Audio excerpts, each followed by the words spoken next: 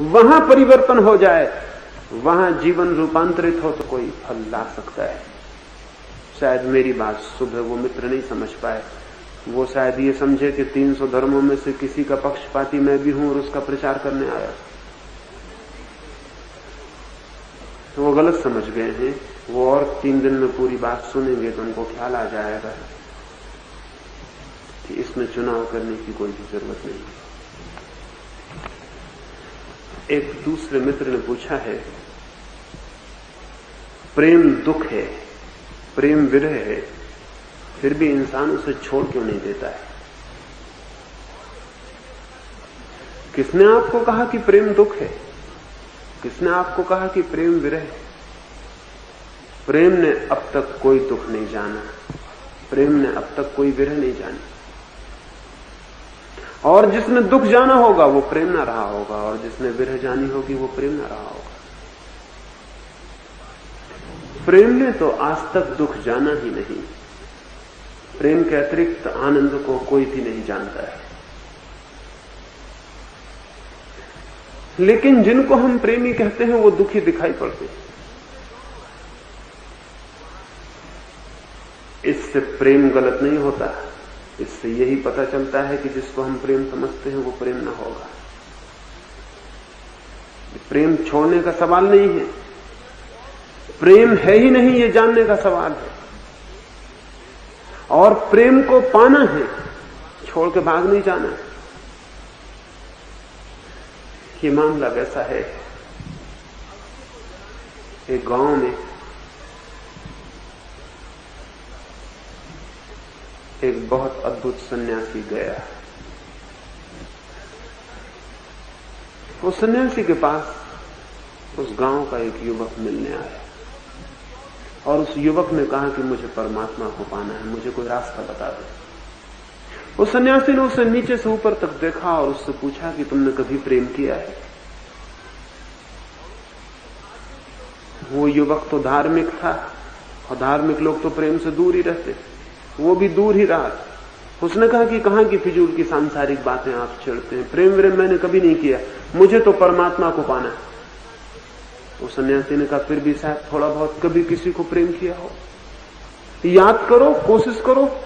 उस आदमी ने कहा कि मैंने कभी प्रेम नहीं किया, मैं कसम खा के कहता हूं कि मैंने कभी प्रेम नहीं किया, मुझे तो परमात्मा को पाना है। मुझे कहां के बंधन में डालने की बात आप पूछते?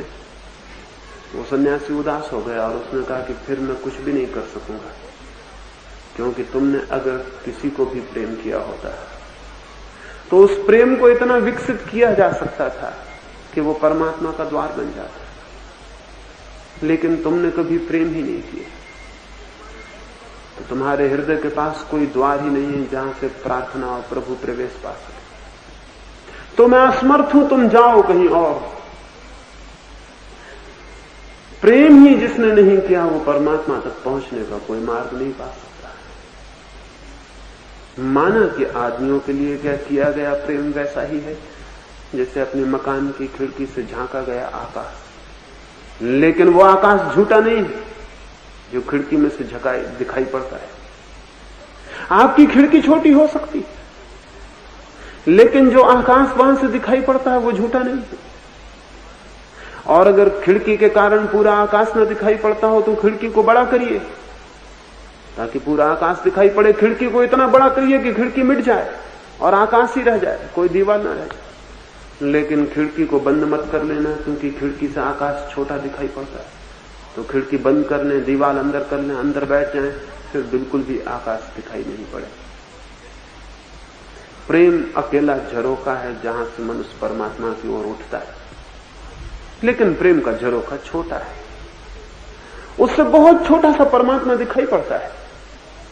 प्रेमी में जो दिखाई पड़ता है वो परमात्मा ही है, लेकिन खिड़की से देखा गया परमात्मा बहुत छोटा दिखाई पड़ता है। इस कारण प्रेम को मत तोड़ देना, क्योंकि उससे फिर तो द्वार ही बंद हो जाएगा जहां से और बड़े परमात्मा को खोजा जा सकता। उस द्वार को बड़ा करना, प्रेम को बड़ा करना। प्रेम इतना बड़ा हो जाए कि प्रेमी के पार निकल जाए, प्रेमी को पार कर जाए।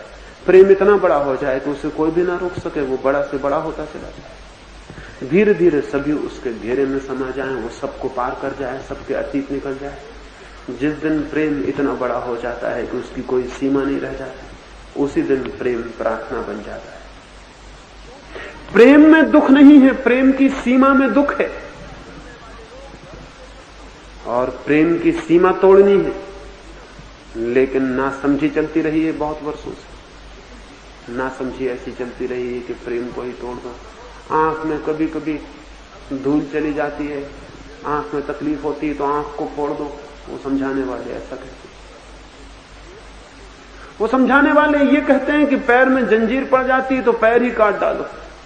वो समझाने वाले ये कहते हैं नाक पे मक्खी बैठ जाती तो नाक काट डालो, क्योंकि नाक बड़ी गड़बड़ चीज, तो मक्खी को बैठने के लिए जगह मिल जाती, अवसर मिल जाता। न होगी नाक, न बैठेगी मक्खी।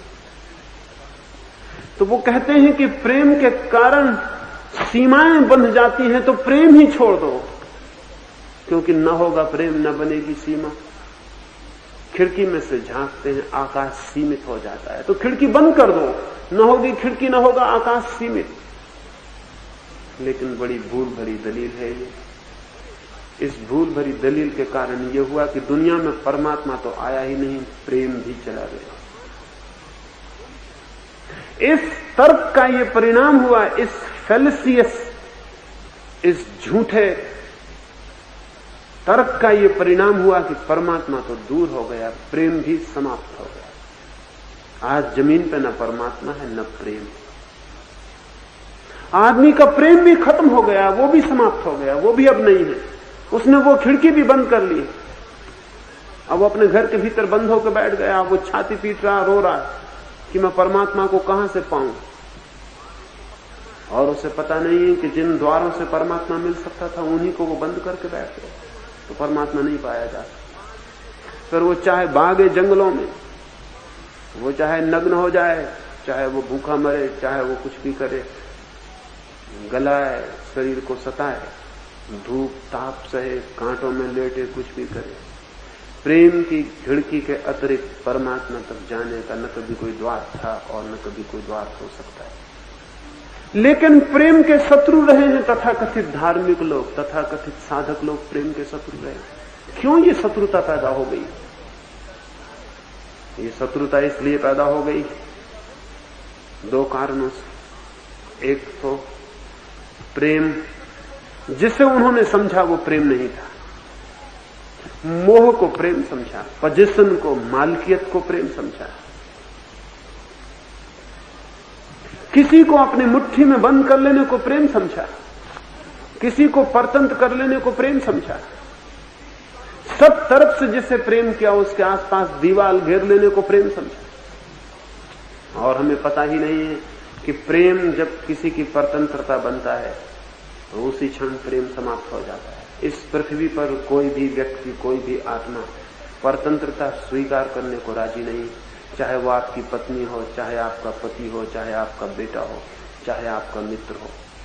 इस पृथ्वी पर कोई भी चेतना परतंत्रता स्वीकार करने को राजी नहीं है। वो चेतना का धर्म नहीं है, वो चेतना का स्वभाव नहीं है। चेतना चाहती है स्वतंत्रता, और जिसको आप प्रेम कहते हैं वो लाता है परतंत्रता। आप भी परतंत्रता लाते हैं और जिसे आप प्रेम करते हैं वो भी आपके लिए परतंत्रता लाता है। आप दोनों एक दूसरे को घेर के उसके मालिक हो जाना चाहते हैं। फिर इस मालकियत से दुख शुरू होता है, इस मालकियत से पीड़ा शुरू होती है, इस मालकियत से कष्ट शुरू होता है। फिर हम गाली देना शुरू करते हैं कि प्रेम बड़ा जंजाल है, इस प्रेम के बाहर हो जाना चाहिए, प्रेम छोड़ देना चाहिए। नहीं साहब, प्रेम जंजाल नहीं है, और न प्रेम दुख है और न पीड़ा है। प्रेम के नाम से जो परतंत्रता आप थोप रहे हैं एक दूसरे के ऊपर, वो पीड़ा है, वो जंजाल है, वो दुख है। प्रेम को बचाइए और परतंत्रता को जाने दीजिए। खिड़की को तोड़िए और आकाश को देखिए। परतंत्रता छोड़िए। अगर प्रेम के पूरे आनंद को उपलब्ध होना है तो न परतंत्रता लातिए और न परतंत्रता स्वीकार करिए। प्रेम को एक मुक्तता, एक स्वतंत्रता में दिशा और आयाम मिले तो प्रेम निरंतर बड़ा होता चला जाता है। बहुत जल्दी प्रेम प्रेमी के पार हो जाता है, प्रेमी का अतिक्रमण कर जाता है। बहुत शीघ्र वो सारी सीमाओं को छोड़ के ऊपर उठने लगता है और असीम के निकट पहुंचने लगता है। लेकिन हम तो उसे बांध के घेरे में रख लेना चाहते हैं। जैसे किसी के घर में फूल खिल जाए और वो जल्दी से फूल को अपने घर के भीतर ले जाके तिजोरियों में बंद कर ले, सोचे कि कहीं कोई फूल उसका ले ना जाए, कहीं किसी की नजर न पड़ जाए उस फूल पर, कहीं ऐसा ना हो कि फूल के सौंदर्य का वो अकेला मालिक ना हो कि दूसरे भी उसके देखने वाले हो जाएं, दूसरे भी मालिक हो जाएं, कहीं उस फूल का आनंद किसी और को ना मिल जाए, तो जल्दी से जाके अपनी तिजोरी में बंद कर देता है। बड़ा खुश होता है, बड़ा नाचता है तिजोरी के आसपास कि मैंने बड़ी उपलब्धि कर ली, मैंने एक सुंदर फूल अपनी तिजोरी में बंद कर दिया। लेकिन उसे पता नहीं कि जो खुले आकाश में खिला था वो बंद तिजोरियों में मर जाता, जो खुले आकाश में, खुले सूरज में प्राणवान था, वो बंद तिजोरियों में मृत हो जाता है। तिजोरी उसकी कब्र है, और जब वो चाबी से खोलेगा अपनी तिजोरी को तो पाएगा वहां तो वो मर गया जिसे वो बंद कर लाया। तब फिर वो रोएगा और चिल्लाएगा और कहेगा ये बड़ा जंजाल है, ये बड़ा दुख है, ये बड़ा विरह हो गया, ये बड़ी पीड़ा हो गई, ये बड़ी चिंता और संताप हो गया। तब वो कहेगा कि फूलों को प्रेम करना ही ठीक नहीं, फूलों के सौंदर्य को देखना ही ठीक नहीं, आंख बंद कर लो फूलों की तरफ, कभी फूलों की बगिया में मत जाना, निकल जाओ तो पीट कर लेना, ऐसे जगह भाग जाओ जहां फूल ना होते हो, जहां प्रेम ना होता।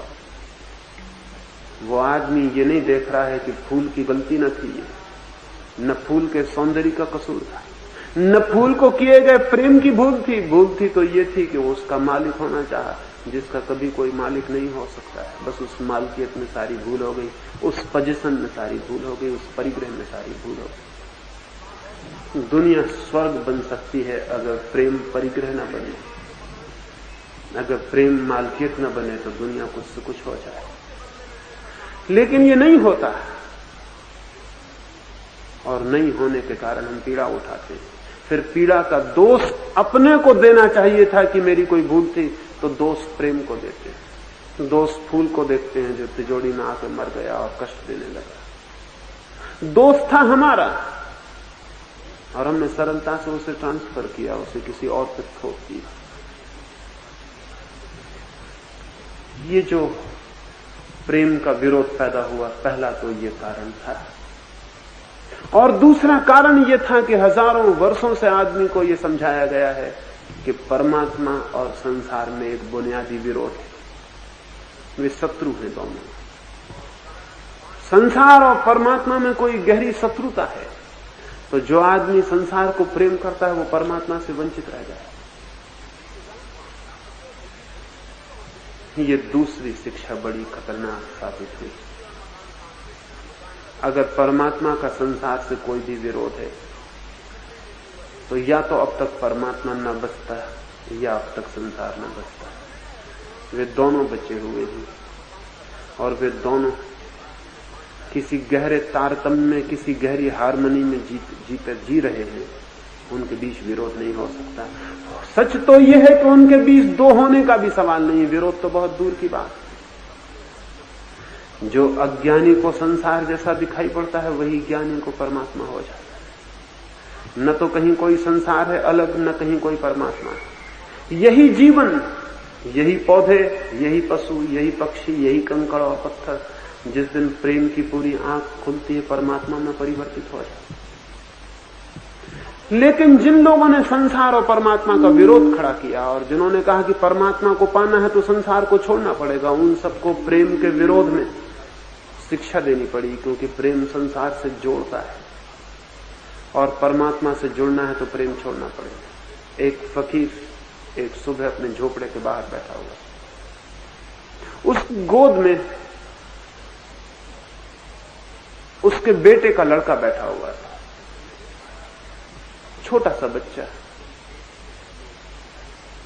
और वो फकीर दोनों अकेले। उस बच्चे ने एक बड़ी अजीब बात पूछी। बच्चे अक्सर अजीब बातें पूछ लेते।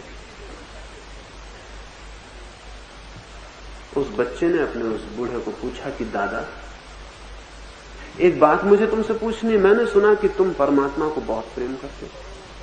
उस बूढ़े ने कहा, मैं उसे बहुत प्रेम करता हूं। उस लड़के ने पूछा, और आप मुझसे भी कई बार कहते हो कि मैं तुम्हें भी बहुत प्रेम करता हूं। उसने कहा, मैं तुम्हें भी बहुत प्रेम करता हूं। उस लड़के ने कहा, ये कैसे हो सकता है कि आप परमात्मा को भी प्रेम करो और मुझको भी। उस बूढ़े को ख्याल आया कि जरूर कोई भूल हो गई उसने उस लड़के को धक्का देके गोदी से अलग कर दिया। उसने कहा दूर हट शैतान। परमात्मा को जो प्रेम करता है उसे सबका प्रेम छोड़ देना चाहिए। मैंने ये बात पढ़ी थी लेकिन मुझे ख्याल नहीं आया। उस बच्चे को धक्के देके नीचे कर दिया। शायद उसने सोचा होगा वो परमात्मा की आंखों में इस तरह ऊंचा उठ गया। शायद उसने सोचा होगा कि उसने परमात्मा के प्रेम को पा लिया। शायद उसने सोचा होगा कि बड़ी साधना कर ली उसने, तो वो बड़े बंधनों के बाहर हो गया। अगर ऐसा सोचा हो तो वह आदमी पागल था, क्योंकि एक बच्चे को भी जो प्रेम नहीं कर सका वो परमात्मा को कैसे प्रेम कर सके। और एक बच्चे को जो धक्के देकर हटा सका अपनी गोदी से,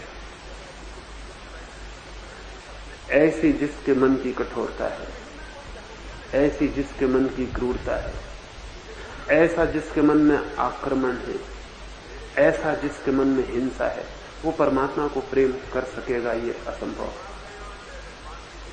परमात्मा को प्रेम करने वाले वे लोग नहीं हैं जो जीवन से अपने प्रेम को खींच लेते हैं, बल्कि परमात्मा को प्रेम करने वाले वे ही लोग हैं जो जीवन पर अपने पूरे प्रेम को लौटा देते हैं। जीवन को प्रेम करने वाले लोग ही परमात्मा को प्रेम करने वाले लोग सिद्ध हो सकते हैं। जीवन से दूर, जीवन से भागने वाले लोग नहीं। जिनकी सामर्थ्य जीवन को भी प्रेम करने की नहीं, वे परमात्मा को कैसे प्रेम कर सकते? मेरी दृष्टि में प्रेम न तो सांसारिक होता है और न आध्यात्मिक होता है। प्रेम शुरू होता है संसार से, वो पूर्ण होता है अध्यात्म पर। प्रेम शुरू होता है पड़ोसी से, वो पूर्ण होता है परमात्मा पर। प्रेम न तो सांसारिक है न आध्यात्मिक। प्रेम तो संसार और परमात्मा के बीच का सेतु है, जहां से वे दोनों जुड़े हैं और एक है। इसलिए प्रेम बंधन नहीं, प्रेम से बड़ी कोई मुक्ति ही नहीं। इस जगत में वे ही लोग परम मुक्ति को अनुभव करते हैं जो परम प्रेम को उपलब्ध होते हैं। इसलिए ये मत पूछें कि प्रेम दुख है। अगर प्रेम ने आपको दुख दिया हो तो सोच लेना ठीक से आपने प्रेम नहीं जाना, आपने प्रेम नहीं किया, आप प्रेम को उपलब्ध नहीं हो सके। लेकिन कोई भी अपनी भूल नहीं देखना चाहता है और किसी भी चीज की भूल को थोप कर निर्दोष हो जाना चाहता है। प्रेम करने वालों ने तो कभी आज तक ये नहीं कहा कि प्रेम दुख। किस प्रेम करने वाले ने कहा है? क्राइस्ट एक गांव के पास से गुजरते थे। दोपहर थी, घनी और तेज थी धूप, और वे एक बगीचे में विश्राम करने को रुक गए।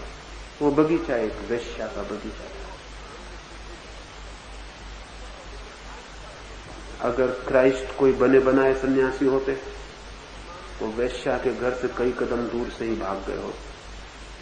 कहां वेश्या और कहां सन्यासी। लेकिन धूप थी तेज और घनी छाया थी उस वेश्या के भवन के बगीचे में। वो विश्राम करने को रुक गए। वो वेश्या थी मैगदलेन। उसने अपनी खिड़की से झांक कर देखा, एक बहुत सुंदर युवा, एक अपूर्व रूप से शांत व्यक्ति वहां लेटा है छाया। उसने ऐसा सुंदर आदमी ही नहीं देखा। एक सौंदर्य शरीर का भी होता है और एक सौंदर्य उससे भी गहरा है। और जब वो गहरा सौंदर्य उपलब्ध होता है तो शरीर की कुरूपता भी बह जाती है और भीतर से जैसे एक प्रकाश भी प्रकट होने लगता है उस देश।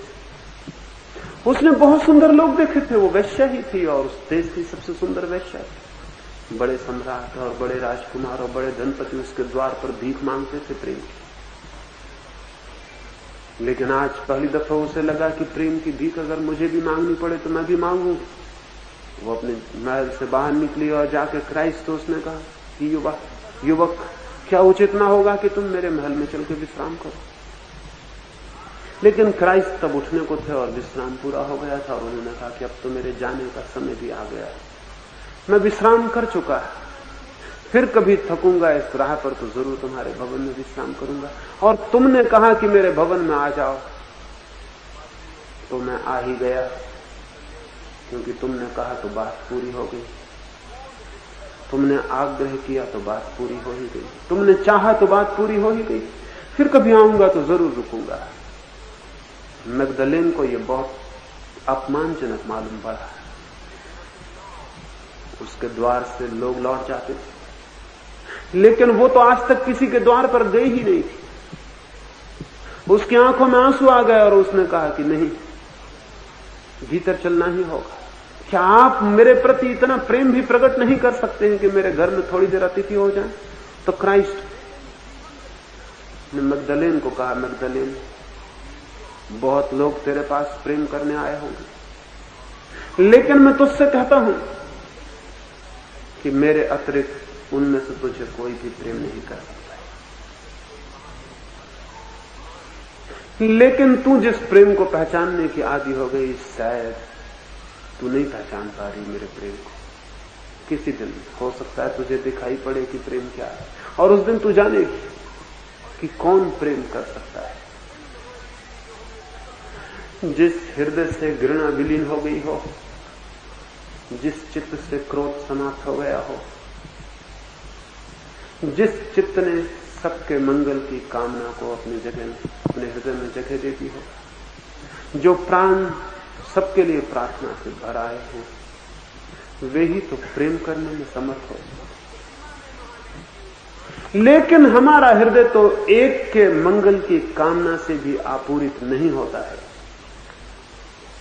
जिन्हें हम प्रेम करते हैं उनका भी हम सिर्फ शोषण करते हैं, प्रेम नहीं। वे भी हमारी उपयोगिताएं, उनके द्वारा भी हमारा हित, अपना हित सधता है। अगर मुझे पता चल जाए कि जिससे मैं प्रेम करता हूं उससे मेरा हित सधना बंद हो गया, मेरा स्वार्थ पूरा होना बंद हो गया, तो मेरा सारा प्रेम हवाओं के झोंकों की भांति विलीन हो जाए, सूखे पत्तों की भांति उड़ जाए, और मैं 25 बहाने खोज लूंगा कि अब मैंने प्रेम करना क्यों बंद कर दिया है।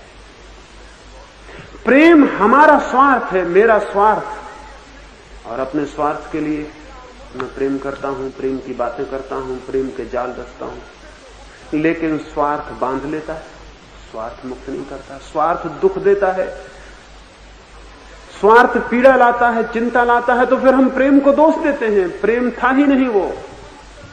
प्रेम कभी कुछ मांगता ही नहीं, प्रेम सिर्फ देता है।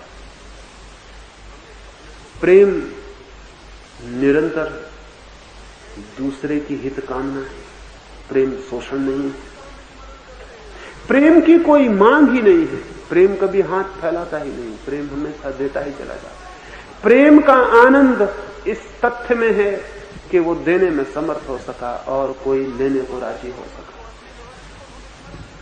लेकिन हमारा सारा प्रेम तो मांगता है, मांगता है, मांगता है और मांगता चला जाता है। पति पत्नी से मांग रही है, माँ बेटे से मांग रही है, बहन बहन से, भाई भाई से, दोस्त दोस्त, सब एक दूसरे से मांग रहे हैं। सब एक दूसरे से कुछ लेने को आतुर उत्सुक है। वे जो मांग रहे हैं उसी से होगा उनका प्रेम, लेकिन उनसे नहीं जिनको वो प्रेम जतला रहे हैं। जो उन्होंने मांगा है मिल जाएगा और प्रेम तुरोहित हो जाएगा और हवा हो जाएगा, और तब प्रेम पीड़ा देता हुआ मालूम होगा अगर नहीं मिलेगा वो जो चाहा गया था। प्रेम कोई इच्छा नहीं है, प्रेम कोई वासना नहीं है, प्रेम से बड़ी कोई साधना नहीं है, क्योंकि प्रेम है दान, वो है बांटना, और वो चीजों का बांटना नहीं है, वो है हृदय का बांटना, स्वयं को बांटना। तो जब भी कोई प्रेमी समर्थ हो पाता है अपने को बांटने में, तब वो उस आनंद को अनुभव करता है जिसकी हमें कोई खबर नहीं, वो सुख को जान लेता है जिसका हमें कोई पता नहीं, वो कृतार्थ हो जाता है, वो धन्य हो जाता है। उसी धन्यता में उसे पहली बार पता चलता है कि क्या है ग्रेटिट्यूड, क्या है अनुग्रह। उसी धन्यता में उसे पहली बार उसके हाथ आकाश की तरफ उठते हैं और परम सत्ता की ओर उसके प्राण झुकते हैं। उसी अनुग्रह में, प्रेम के अनुग्रह में पहली बार प्रार्थना का जन्म होता है, और प्रेम के अनुग्रह में ही पहली बार परमात्मा के मंदिर की सीढ़ियां स्पष्ट होनी शुरू हो जाती। रविंद्रनाथ मरने को थे और उन्होंने अपने अंतिम गीतों में एक गीत लिखा है, और उस गीत में लिखा है कि हे परमात्मा, तेरी पृथ्वी बहुत सुंदर थी और तेरा संसार बहुत अद्भुत था। जितना भी मैं प्रेम कर सका उतना मैं आनंद पा सका, और अगर मैंने कोई कष्ट पाए तो वो मेरे प्रेम की कमी थी, वो तेरे संसार की कमी नहीं थी। और मैं तुझसे प्रार्थना करता हूं कि मैं मुक्ति नहीं चाहता और मैं कोई मोक्ष नहीं चाहता। मैं तो यही चाहता हूं कि तू मुझे इस योग समझना, इस योग बनाना कि मैं बार बार लौट के आऊं, तेरे संसार को प्रेम कर सकूं। वो घड़ी आ जाए एक दिन कि मेरा परिपूर्ण हृदय तेरे संसार के प्रति परिपूर्णता और प्रेम से भर जाए। उसी क्षण को मैं जान लूंगा कि मुक्ति मेरे द्वार आ गई। प्रेम जिस दिन पूर्ण होता है उसी दिन व्यक्ति पूर्ण मुक्त हो जाता है। प्रेम के विरोध में नहीं है मुक्ति, प्रेम में, प्रेम के भीतर ही है मुक्ति। प्रेम की शत्रुता में नहीं, प्रेम के प्रति पीठ करके नहीं। और चूंकि धर्म ने प्रेम का विरोध लिया इसलिए धर्म संसार को उजाड़ने वाला सिद्ध हुआ, बनाने वाला नहीं। ये पृथ्वी स्वर्ग हो सकती थी, ये नरक हो गई, क्योंकि जिस सूत्र से ये स्वर्ग हो सकती थी धर्मों ने उसी का विरोध ले लिया, वे उसी के शत्रु होकर खड़े हो गए। मैं प्रेम का विरोधी नहीं हूं और मैं मानता भी नहीं कि कोई धार्मिक व्यक्ति प्रेम का विरोधी हो सकता है। कांटे होंगे कुछ, लेकिन वे कांटे प्रेम के कांटे नहीं है, वे कांटे किसी दूसरी चीज के हैं और वो दूसरी चीज से मुक्त हुआ जा सकता है, और जितने उससे मुक्त होंगे प्रेम उतना ही बड़ा होगा। लेकिन उन कांटों के कारण प्रेम को मत फेंक देना। अगर कांटे दूर भी ना हो सके तो भी प्रेम को मत फेंक देना, क्योंकि 1000 कांटों में खिला हुआ गुलाब का एक फूल अगर कांटों में भी खिला हुआ है तब भी फूल है और बहुत अद्भुत। कांटों के कारण गुलाब को उखाड़ के घर के बाहर मत फेंका। कोशिश करना कि कांटों से बिना भी गुलाब का फूल पैदा हो सके। बिना कांटों का गुलाब भी होता है, बिना कांटों का प्रेम भी होता है।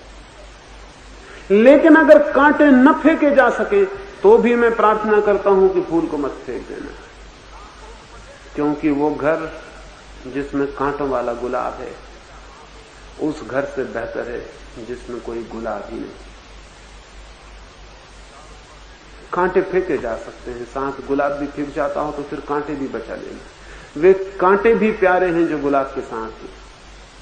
हाँ, ये हो सकता है कि कांटों से मुक्त हुआ जा सके और फूल गुलाब का पैदा किया जा सके। वैसा हो सके तो सौभाग्य है, वो हमारी कामना होनी चाहिए, वो हमारी प्रार्थना की वैसा हो सके। बिना कांटों के गुलाब घर में हो तो बहुत शुभ, लेकिन गुलाब भी ना हो उससे बेहतर तो कांटों का गुलाब भी मुझे स्वीकृत है। प्रेम की पीड़ा भी स्वीकार है मुझे अगर बिना पीड़ा के प्रेम ना हो सके, लेकिन मैं आपसे कहता हूं कि बिना पीड़ा के प्रेम होता है, हो सकता है। सच तो यह है कि प्रेम जब भी होता है बिना पीड़ा के ही होता है। पीड़ा हमारी भूल है, पीड़ा हमारी भूल है, वो प्रेम की भूल नहीं। इसे थोड़ा ध्यान में लेंगे तो जीवन में प्रेम और परमात्मा के बीच का विरोध नष्ट हो सकेगा, संसार और सत्य के बीच की खाई टूट सकेगी, और तब ज्यादा निर्विघ्न मन, ज्यादा सहज, ज्यादा सरलता से जीवन की धारा परमात्मा के सागर की तरफ बह सके। जीवन बह रहा है निरंतर प्रेम की तरफ, उसे रोकना मत, उसे बहने देना, और ये कोशिश करना कि वो सब प्रेम धीरे धीरे प्रार्थना में परिवर्तित होता चला जाए। वो सब प्रेम धीरे धीरे पार्थिव को पार करता चला जाए। वो सब प्रेम धीरे धीरे सारी सीमाओं को छोड़ता ऊपर असीम की तरफ उठता चला जाए। जब प्रेम असीम को उपलब्ध हो जाता है तो व्यक्ति धन्यता को उपलब्ध हो जाता है, वो जीवन की परम उपलब्धि। एक अंतिम छोटा सा प्रश्न और फिर मैं अपनी बात पूरा करूंगा। 5-6 मित्रों ने पूछा है श्रद्धा और विश्वास के लिए, जिसके संबंध में मैंने सुबह बात की। एक मित्र पूछते हैं, बुद्धि जहां काम नहीं करती वहां क्या करें? वहां कुछ भी मत करें, वहां